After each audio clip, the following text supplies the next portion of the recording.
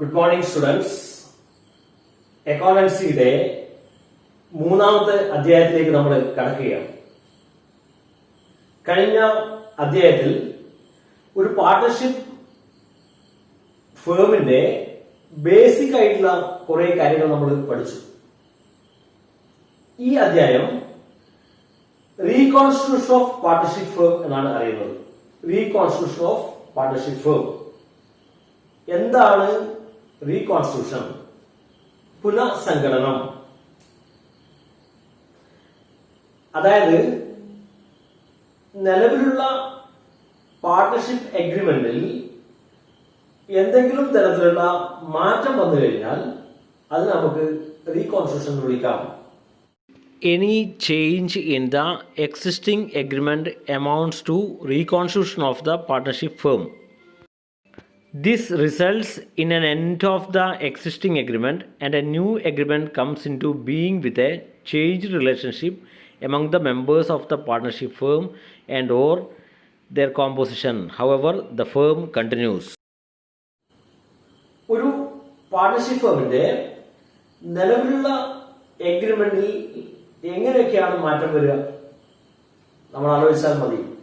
ചിലപ്പോൾ നിലവിലുള്ള profit sharing ratio change ചെയ്യാൻ വേണ്ടിയിട്ട് പാർട്ട്നേഴ്സ് തീരുമാനിച്ചു. ഇപ്പോൾ ഉദാഹരണത്തിന് നേരത്തെയുള്ള പ്രോഫിറ്റ് ഷെയറിംഗ് റേഷ്യോ 3 പാർട്ട്ണർമാരുണ്ട്. നേരത്തെയുള്ള പ്രോഫിറ്റ് ഷെയറിംഗ് റേഷ്യോ 1:1:1 ആണ്. അത് മാറ്റിയിട്ട് അവര് 1:2:1 എന്നാക്കിയെന്ന് വിചാരിക്കുക. അത് പ്രോഫിറ്റ് ഷെയറിംഗ് റേഷ്യോ മാറി. ഇത് നമുക്ക് റീകോൺസ്റ്റിറ്റ്യൂഷൻ എന്ന് വിളിക്കാം. മറ്റൊന്ന്, ഒരു സ്ഥാപനത്തിലേക്ക് പുതിയ പാർട്ട്ണർ വന്നു കഴിഞ്ഞാൽ അതിനെ നമുക്ക് അഡ്മിഷൻ ഓഫ് എ പാർട്ട്ണർ എന്ന് വിളിക്കാം. അതും ഒരു തരത്തിലുള്ള റീകോൺസ്റ്റിറ്റ്യൂഷൻ ആണ്. അതായത് നിലവിൽ 2 പാർട്ട്ണർമാരുണ്ട്, എ, ബി. അതിലേക്ക് പുതിയൊരു പാർട്ട്ണർ വന്നു, സി. ഇപ്പൊ നേരത്തെയുള്ള പ്രോഫിറ്റ് ഷെയറിംഗ് റേഷ്യോ ചിലപ്പോ 1:1 ആയിരിക്കാം. പുതിയ പാർട്ട്ണർ വന്നപ്പോ അയാൾക്കും കൂടി പ്രോഫിറ്റ് കൊടുക്കണം, അത് 1:1:1 ആയി. അപ്പം പ്രോഫിറ്റ് ഷെയറിംഗ് റേഷ്യോയിൽ ഒരു മാറ്റം വന്നു.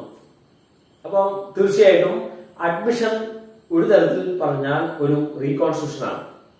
ഇതേപോലെ റിട്ടയർമെന്റ്, നിലവിലുള്ള പാർട്ണർഷിപ്പ് ഫേമിൽ നിന്നും ഒരാൾ റിട്ടയർ ചെയ്ത് കഴിഞ്ഞാൽ, ഒരാൾ ഒഴിവായി പോയാൽ, നിലവിലുള്ള പാർട്ണർഷിപ്പ് ഫേമിൽ നിന്നും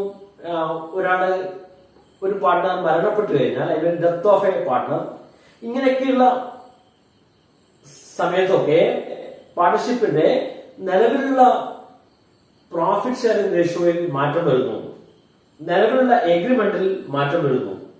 അതുകൊണ്ട് ഈ കാര്യങ്ങളൊക്കെ നമുക്ക് എന്ത് വിളിക്കാം? റീകോൺസ്റ്റിറ്റ്യൂഷൻ എന്ന് വിളിക്കാം. ഈ ഒരു അധ്യായം മുതൽ അങ്ങോട്ടേക്ക് നമ്മൾ റീകോൺസ്റ്റിറ്റ്യൂഷന്റെ വിവിധ തലങ്ങൾ പഠിക്കുകയാണ്. ഈ ഒരു അധ്യായത്തിൽ റീകോൺസ്റ്റിറ്റ്യൂഷന്റെ ഭാഗമായിട്ടുള്ള അഡ്മിഷൻ ഓഫ് എ പാർട്ട്ണർ ആണ് നമ്മൾ പഠിക്കുന്നത്. പുതുതായിട്ട് ഒരു പാർട്ട്ണറെ അഡ്മിറ്റ് ചെയ്യുമ്പോഴുള്ള പ്രോസസ് എന്തൊക്കെയാണ്? നമുക്കറിയാം, നിലവിലുള്ള പാർട്ണർഷിപ്പ് ഫേമിൽ പുതിയൊരു പാർട്ട്ണറെ നമുക്ക് അഡ്മിറ്റ് ചെയ്യാം with the consent of all existing partners. നിലവിലുള്ള എല്ലാ പാർട്ട്ണർമാരുടെയും സമ്മതത്തോട് കൂടിയിട്ട് ഒരു പുതിയ പാർട്ട്ണറെ നമുക്ക് പാർട്ണർഷിപ്പ് ഫേമിലേക്ക് കൊണ്ടുവരാം. ഇനി എന്തിനായിരിക്കാം ഇത്തരം പാർട്ട്നേഴ്സിനെ ഒരു സ്ഥാപനത്തിലേക്ക് കൊണ്ടുവരുന്നത്? ചിലപ്പോൾ അവർക്ക് ഇപ്പോഴുള്ള സാമ്പത്തിക ഫിനാൻഷ്യൽ സ്ട്രെങ്ത് കുറച്ചുകൂടി വർദ്ധിപ്പിക്കാനുള്ള താല്പര്യം ഉണ്ടാവാം. അപ്പൊ പുതിയ ആൾ വരുമ്പോൾ അയാളുടെ ക്യാപിറ്റൽ കൂടി ഇതിലേക്ക് വരും. അപ്പം ആ സ്ഥാപനത്തിന് കുറച്ചുകൂടി ഒരു ഫ്ലറിഷ്നെസ് ഉണ്ടാവും. മറ്റൊരു തരത്തിൽ പറഞ്ഞാൽ, ഇതല്ലാതെ മറ്റൊരു തരത്തിൽ ചിലപ്പോൾ പുതുതായിട്ട് വരുന്ന പാർട്ട്ണർക്ക് നല്ല എഫിഷ്യൻസി ഉണ്ടാവും ചിലപ്പോൾ മാനേജ്മെന്റിൽ. അപ്പം അങ്ങനെ അയാൾ നല്ല എഫിഷ്യന്റ് ആയിട്ടുള്ള ഒരാളാണെങ്കിൽ അയാളെ നമുക്ക് പാർട്ണർഷിപ്പിലേക്ക് കൊണ്ടുവരാം. ഇങ്ങനെയുള്ള വ്യത്യസ്തമായ ഘടകങ്ങൾ നോക്കിക്കൊണ്ട്, ഇങ്ങനെയുള്ള വ്യത്യസ്തമായ കാരണങ്ങൾ കൊണ്ട് പുതിയ പാർട്ട്നേഴ്സിനെ സ്ഥാപനത്തിലേക്ക് കൊണ്ടുവരാം. അങ്ങനെ പുതിയ പാർട്ട്ണറിനെ സ്ഥാപനത്തിലേക്ക് കൊണ്ടുവരുന്നതിനെ നമുക്ക് എന്ത് വിളിക്കാം? Admission of A partner. The entry of a new partner in the existing firm. Entry of a new partner in the existing firm is known as admission of a partner. When a partner is admitted in a partnership firm, he is called new partner and incoming partner. those partners they are already in the business is known as existing partners. So നമ്മൾ ഈ ഒരു അധ്യായത്തിലൂടെ അഡ്മിഷനുമായിട്ട് ബന്ധപ്പെട്ട ചില കാര്യങ്ങൾ പഠിക്കാൻ വേണ്ടി പോവാണ്. ഒരു പുതിയ പാർട്ണർ സ്ഥാപനത്തിലേക്ക് വന്നു കഴിഞ്ഞാൽ അയാൾക്ക് എന്തൊക്കെ അധികാരങ്ങൾ കിട്ടും? What are the rights he can attain after enter into a partnership? What are his rights? എന്തൊക്കെയായിരിക്കും അദ്ദേഹത്തിന് കിട്ടുന്ന അവകാശങ്ങൾ? നമുക്ക് നോക്കാം. അദ്ദേഹത്തിന് 2 അവകാശങ്ങൾ. ഒരു സ്ഥാപനത്തിലേക്ക് കടന്നു വന്ന അദ്ദേഹത്തിന് ആ സ്ഥാപനത്തിന്റെ അസറ്റിന് മേലെയുള്ള എല്ലാ അധികാരവും കിട്ടും. He has a right over the asset of a firm. അതേപോലെ തന്നെ he has a right over profit of the firm. അദ്ദേഹത്തിന് ആ സ്ഥാപനത്തിൽ ഉള്ള പ്രോഫിറ്റിന്റെ മേലെയും അധികാരങ്ങൾ കിട്ടുന്നു. അപ്പൊ തീർച്ചയായിട്ടും ഒരു പുതുതായിട്ട് വന്ന പാർട്ട്ണർക്ക് 2 അവകാശങ്ങൾ കിട്ടുന്നു. Right to share asset of the firm and right to share profit of the firm. ഈ ഒരു ആവശ്യത്തിന് വേണ്ടിയിട്ട് അദ്ദേഹം ബിസിനസ്സിനകത്തേക്ക് വരുമ്പോൾ ബിസിനസ്സിനകത്തേക്ക് ക്യാപിറ്റൽ കൊണ്ടുവരേണ്ടിയിരിക്കുന്നു. ബിസിനസ്സിനകത്തേക്ക് ക്യാപിറ്റൽ കൊണ്ടുവന്നു കഴിഞ്ഞാലാണ് അദ്ദേഹത്തിന് അസറ്റിന്റെ മേലെയുള്ള അധികാരം കിട്ടുക.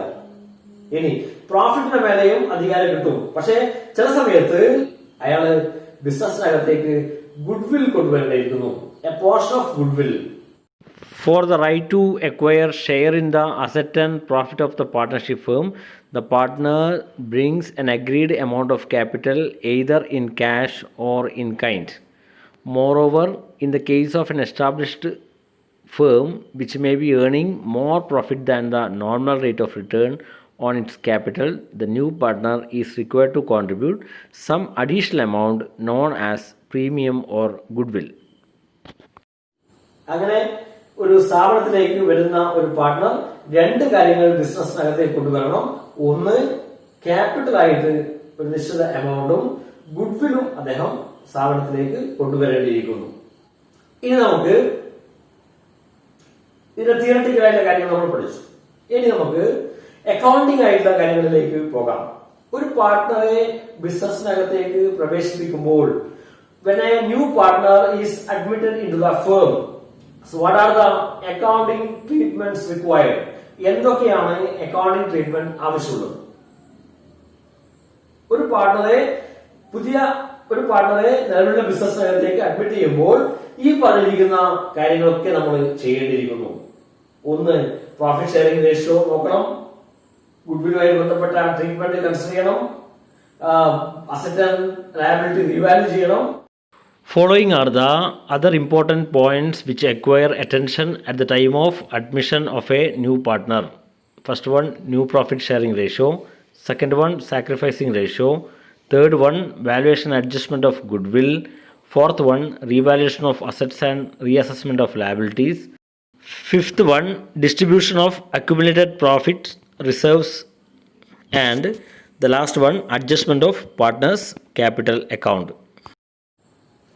ഇങ്ങനെ ഒട്ടനവധി കാര്യങ്ങൾ നമ്മൾ ചെയ്യേണ്ടിയിരിക്കുന്നു.